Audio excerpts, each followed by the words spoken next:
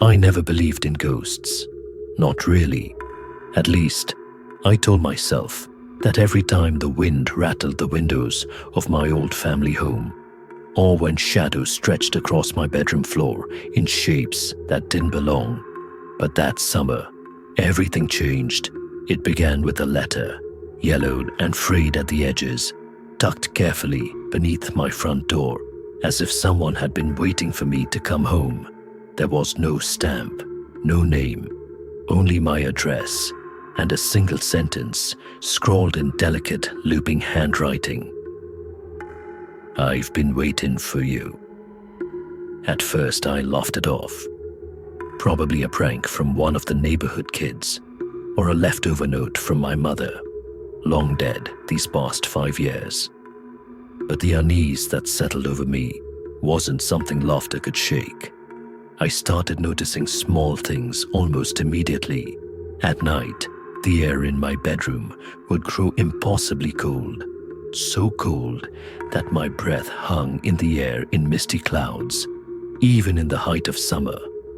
My mother's old rocking chair would creak in the living room, moving slowly back and forth, though no one had been in the house all day.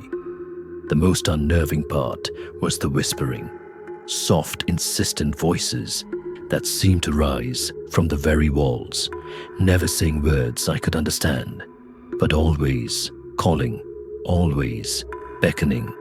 I tried to ignore it, to bury myself in work and the noise of the outside world, but sleep became impossible.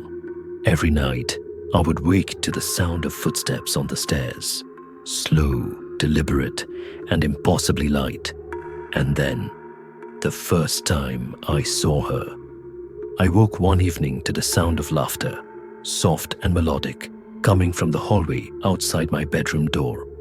I had no idea why I expected anyone to be there. My house was empty, as it always had been, except for the shadows. But the sound was so distinctly human, so heartbreakingly familiar. My heart hammered as I threw back the covers and stepped into the hall. At the far end, in the dim glow of the moonlight streaming through the cracked windows, a figure stood, a girl, or maybe a woman, her hair dark and flowing like wet ink, her dress torn at the hem, fluttering as if caught in a breeze that I could not feel. Her face was pale, impossibly so, and her eyes, wide and hollow, locked on mine. And then she waved. One slow, deliberate wave, the kind a child might give to a parent who had been gone too long. I froze. My mind refused to accept what I was seeing. My mother had died before I was old enough to remember much about her, but there was something in the curve of that wave, in the tilt of her head, that stirred a memory buried deep, a memory I had long convinced myself was nothing more than imagination. And yet, standing there, bathed in the silver light, she was real enough to make my lungs seize. My legs refused to move. I wanted to run, but I could not. All I could do was stare as she vanished, dissolving into the shadows with a soft sigh, like the wind leaving a winter tree. The next morning, I found the first of the messages scratched into the walls of my home. They weren't there before, I was sure of it. Delicate letters carved into the plaster, spelling my name over and over, and beneath it, a single phrase. "Come to me." I called my neighbors, but no one had been near the house. I even called the police, but they laughed nervously and suggested it was probably a kid or some animal scratching at the walls. I wanted to believe them, desperately, but deep down, I knew it wasn't anyone human. The appearances became more frequent after that. At night, she would appear in the hallway, sometimes standing in my doorway, sometimes just beyond the staircase, always waving, always silent. But the longer I looked, the more I noticed that there was something wrong with her. Her movements were slightly jerky, unnatural, as if her body did not belong to the world she moved in. Her eyes, though hollow, seemed to see me.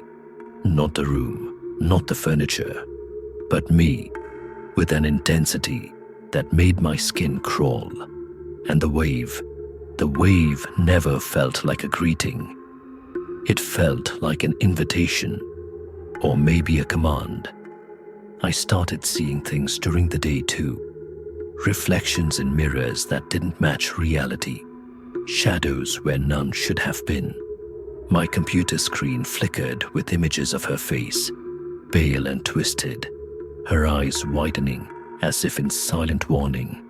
I would blink, rub my eyes, and it would be gone. But the feeling lingered, the sense that she was watching me constantly, waiting for me to make a mistake. I stopped leaving the house. I stopped answering the phone. I stopped talking to anyone at all. Even my friends, who called to check on me, couldn't reach me anymore.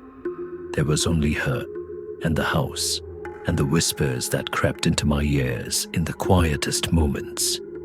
One night, I could not take it anymore. I decided to confront her. I waited until the clock struck midnight, the hour when the air seemed thickest and the shadows longest.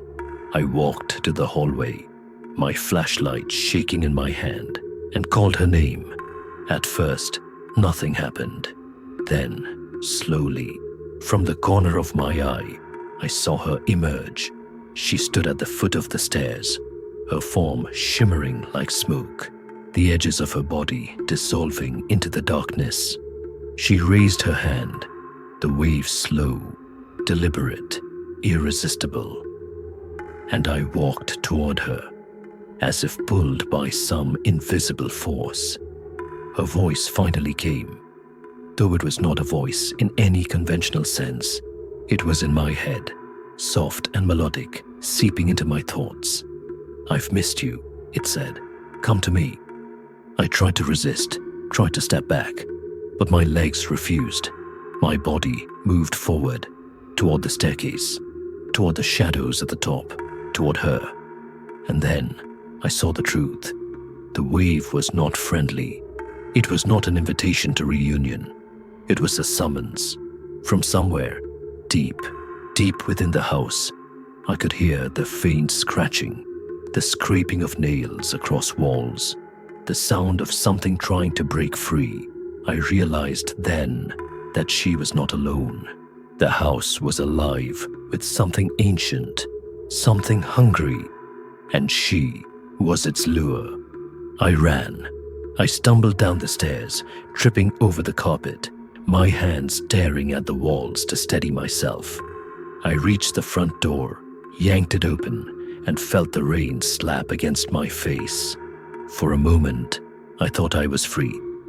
But when I looked back, standing in the doorway, watching me with hollow eyes and that same terrifying wave, she was not alone.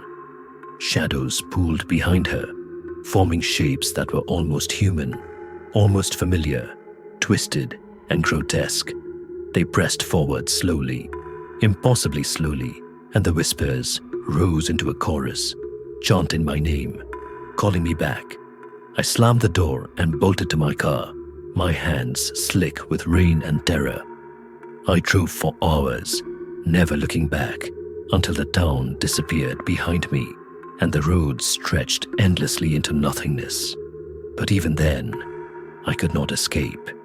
I started seeing her in reflections in the rearview mirror, waving from the back seat, waving from the streetlights, waving from the corners of my eyes.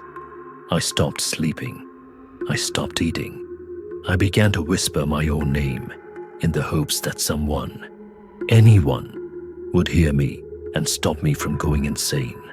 But no one ever did, and I realized in the hollow, unrelenting moments of the night that she had already claimed me. The wave was a promise and a warning.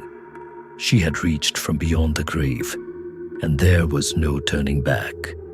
Years have passed since that night, though it feels like moments.